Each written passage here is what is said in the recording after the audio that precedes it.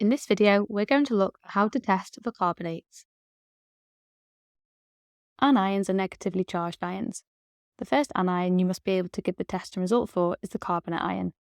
To test for this ion, dilute acid such as hydrochloric acid is added to a sample, and the gas produced is bubbled through limewater.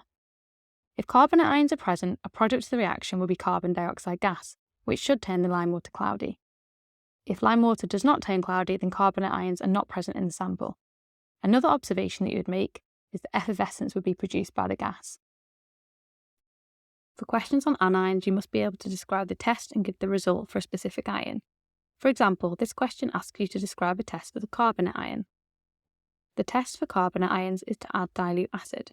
This will score the first mark even if you don't give a specific acid. Equally though, you will score the mark if you do give a named acid, such as dilute hydrochloric acid or dilute nitric acid. The gas produced is bubbled through limewater, which scores your second mark.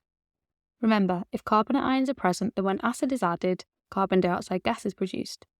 Carbon dioxide will turn limewater cloudy. You could also say it goes milky or that a white precipitate is formed.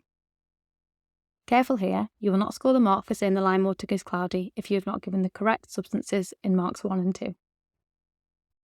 To summarise, to test for carbonate ions, add dilute acid and bubble the gas through limewater. If carbonate ions are present, the limewater should turn cloudy due to the presence of carbon dioxide gas. Don't forget to check out all our other fantastic revision resources here at Save My Exams.